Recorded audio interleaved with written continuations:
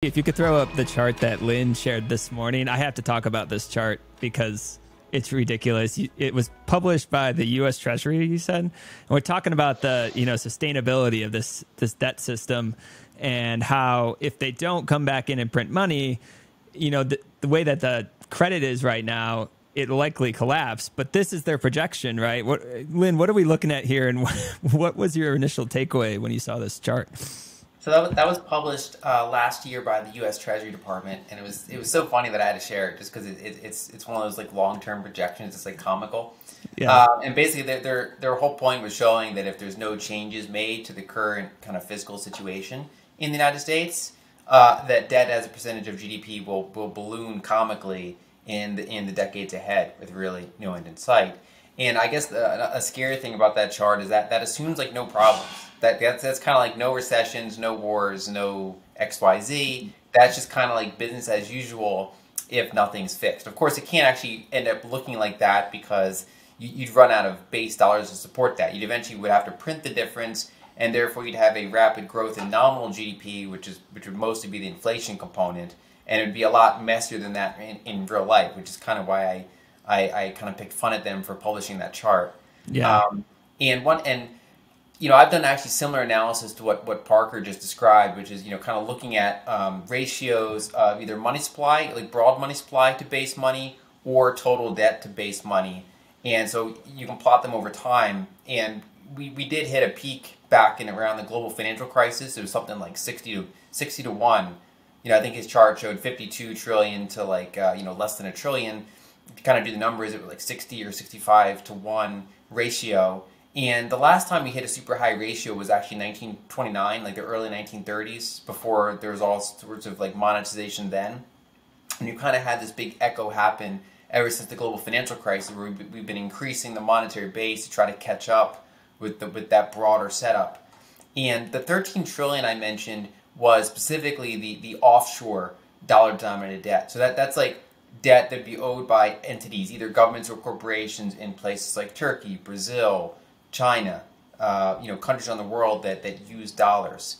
And the challenging thing here is that both assets and liabilities in many cases are denominated in dollars. So in the United States, for example, we have 100 or 200 trillion dollars in total assets. That includes real estate, stocks, bonds, things like that. Even if you just factor out the debt, you have basically real estate and stocks.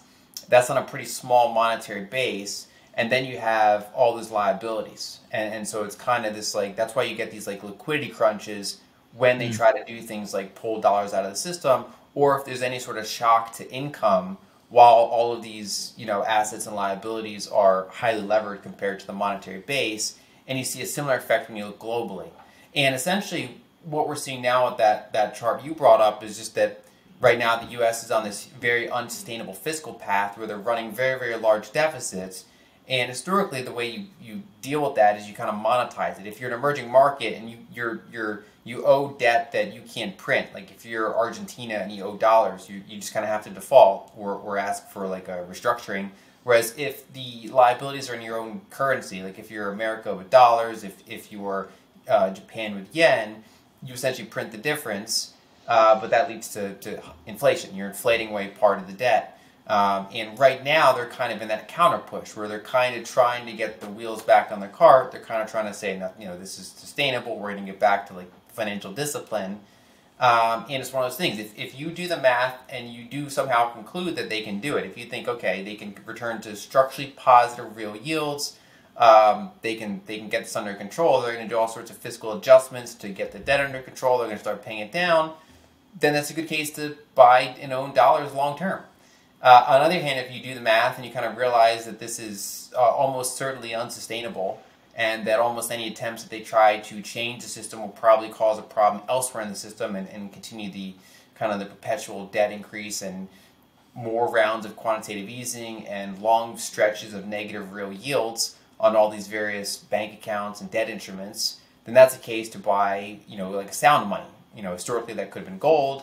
Of course, this is a Bitcoin show. Bitcoin is the fastest horse in town, better in many ways compared to gold. And so essentially that's kind of the case to buy those harder monies if you view them as more sound than what you're probably going to get with the U.S. financial system, let alone when you do kind of a similar analysis on other countries around the world and their debt issues.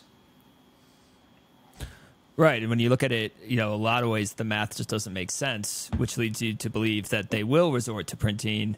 And then you have inflation, which causes all kinds of problems, that Parker goes into in his piece. But, tomorrow is FOMC day, which is always one of my favorite days because it's hilarious to me that everyone just stops what they're doing and these central planners get into a room and decide the price of money for the entire global economy.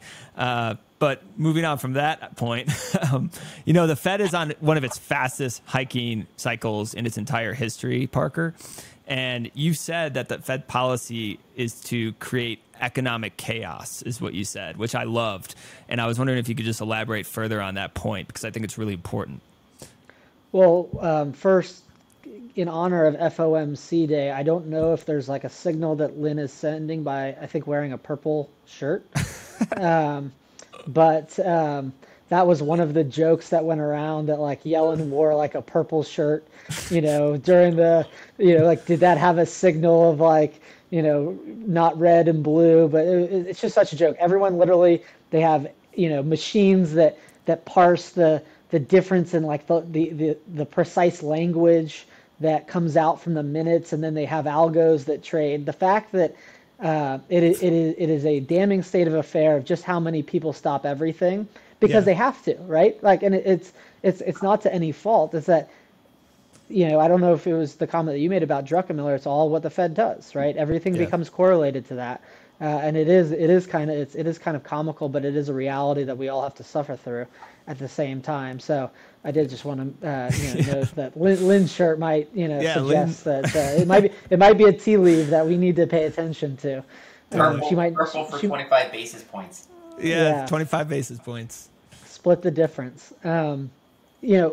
One of the things that in the piece I talk about is, and kind of coming back to this idea of, whether Bitcoin's an inflation hedge or not, is that I think that if any Bitcoiner is watching this show and if they're honest with themselves, that they will accept that no fewer than 1 out of 100 people in the world understand Bitcoin the way that they do, or no fewer than, or no more than like one, I would probably say 1 in 1,000, like actually intuitively seeing why there could possibly be a scenario of Bitcoin outcompeting the dollar and becoming the form of money that replaces the dollar permanently. And if that's the case, then if 1 out of 1,000 people actually fundamentally get it, how could 999 people just suddenly figure it out overnight? Because a Bitcoiner generally knows all the work that it was required to actually see Bitcoin as money. That is kind of core to this overarching theme that I was presenting of like, understanding Bitcoin, and many people came to understand Bitcoin because they were paying attention and saw that the Fed created $3 trillion between March of 2020. That helped them understand Bitcoin, that this is a reality and it's a problem. But that when I think about because I always point to that period because it happened very quickly. Like the other times when the Fed was printing money was just as problematic in my mind, but from March of 2020 to May of 2020, they printed $3 trillion, or technically digitally created $3 trillion via QE in a 13-week period. Not only was it the most amount of money that they had ever created in that period, but it was also the quickest.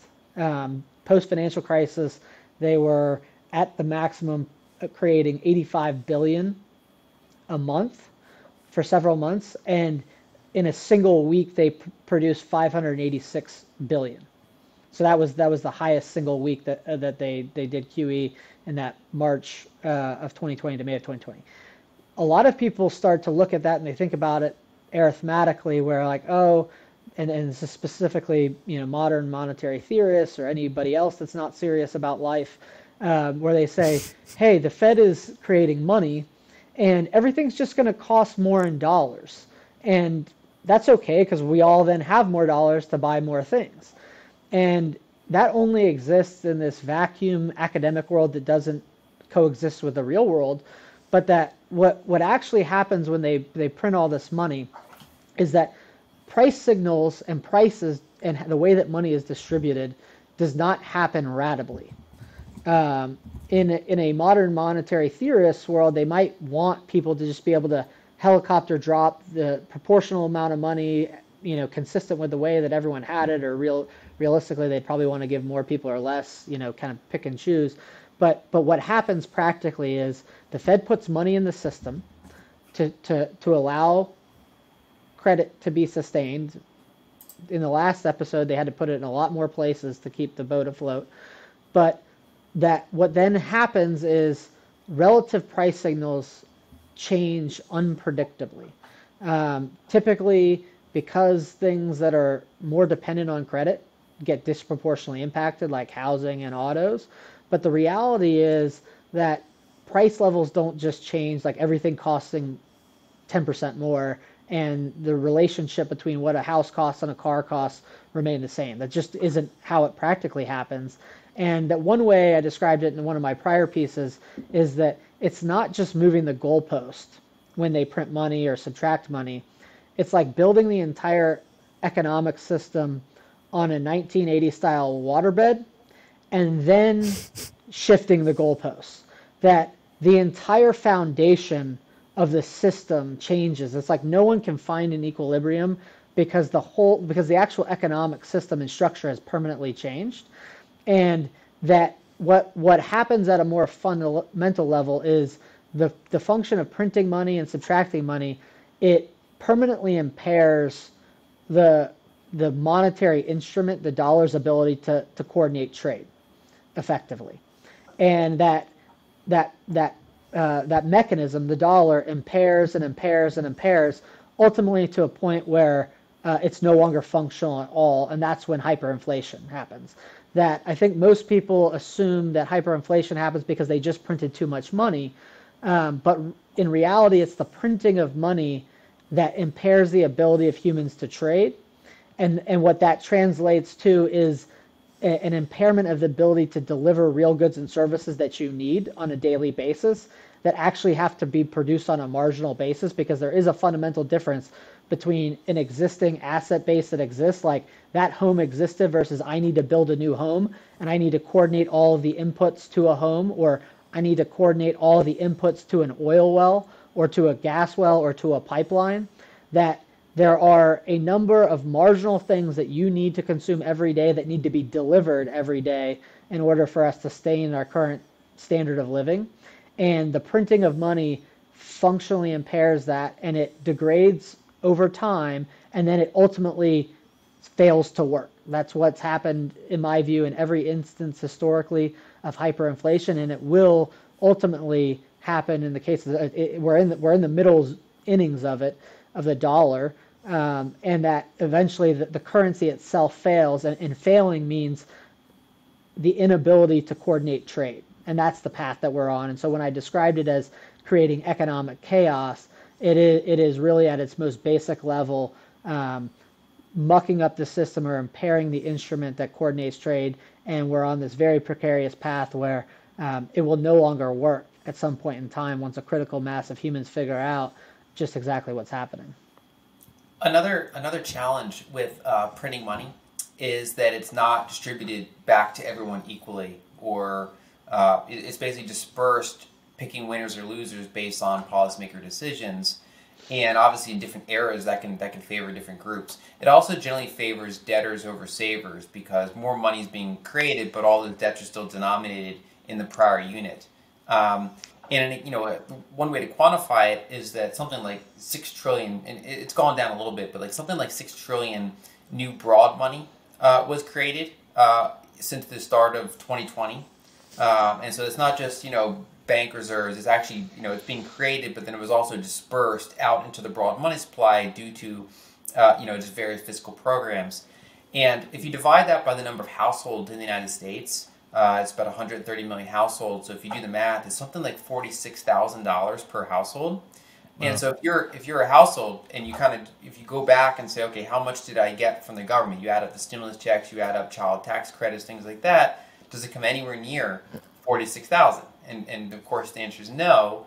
And there were, on the other hand, PPP loans. Everyone talks about the stimulus checks. I think that PPP loans are under talked about because businesses could apply for $250,000, $1 million, $2 million. I forget the exact upper limit. It was like $1 million or two. You could apply for these massive loans that then get turned into grants. They just get forgiven. And you had to sign up and say, okay, I'm going to pay my employees. This is necessary to continue operations. But a lot of businesses got them, they were kind of structured around the idea of like an independent restaurant. They're told to shut down, but we don't want them to go out of business, so we're going to give them a grant to keep going. And few people would criticize that specific application. But when you actually look at what happened, there was like law firms and like investment firms. They were like, yeah, we need the money to like pay our employees, and they didn't lose profits. And so all that money just goes straight to the owner's bottom line, because he's like, oh yeah, I paid that to the employees, but that just means that the income that they got just got to go up to them. And so a lot of cases you had millionaires get, $250,000, $500,000 injections right to their net worth, while, the typical American got a few $1,000s in stimulus checks and a few $1,000s in child tax credits. And so basically you siphoned off everyone's savings, and then you could redirect it in certain ways. A similar thing happened during the global financial crisis, where they bailed out banks, but they didn't bail out homeowners to nearly the same degree. Yeah. And even like if you have liquidity in the moment where no one else has liquidity, like if everything's like selling off due to fire sale prices and the dollar's soaring and things are getting crushed, and you give out liquidity to key institutions that can go and basically buy things or make really good loans and things like that, then they come out of that stronger than ones that weren't given that sort of lifeline.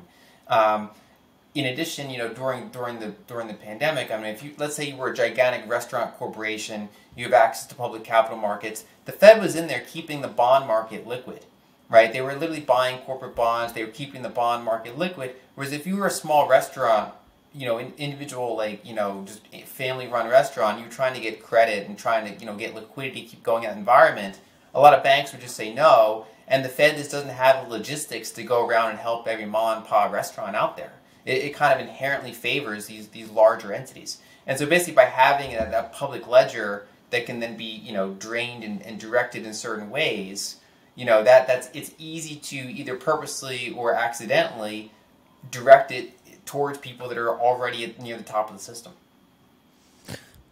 Yeah. Yeah, I was just going to add that I think that keying in on that point is really important, because another kind of fundamental way that I think about this is, if there is a scenario where a financial crisis could occur or would occur, and in the Fed system, it's always an inevitability because of the degree of system leverage, that what's functionally happening if the Fed were to do nothing is that it's evidence of an imbalance existing in the economic structure, and that the market is adjusting to eliminate imbalance. And that what the Fed essentially steps in to do is to print money to allow that imbalance that what the market was attempting to eliminate, to allow it to be sustained, and then it has the consequence of exacerbating it. And so if you have this economic structure that has an imbalance, and the market is otherwise correcting for it, but that the Fed is the thing that's working in opposition to it, that one way I think about it is, like, imbalance means that the system is not functioning well and that the imbalance needs to be eliminated, but that it's kind of like a pinball machine, that if you have a system of imbalance and you inject a little bit of money into the system, it really doesn't matter where it goes. It's going to find its way back into that trap. And that trap is all of the mass, because everyone has observed this massive centralizing force of the economic structure. And we can talk about the cantillionaires and the Cantillon effect. But if you think about it, it's like if you give somebody money, even if it's a PP loan to the person who is supposed to have it, and then they go spend their money at Amazon, who gets 1% credit because the Fed's manipulating the cost of capital, or Apple or Whole Foods, as if that money doesn't continue to circulate in a sustainable way, in a balanced way, it always just ends up in a centralizing force where the large get larger and fewer people get disenfranchised. And it's actually the market that's trying to eliminate the imbalance to allow those imbalances to correct. And the Fed consistently comes in, injects more money, continues to prop up these large interests, and then that begets the same thing again. It just it causes further consolidation because it further manipulates the cost of capital lower when it otherwise would reset to a more market clearing level.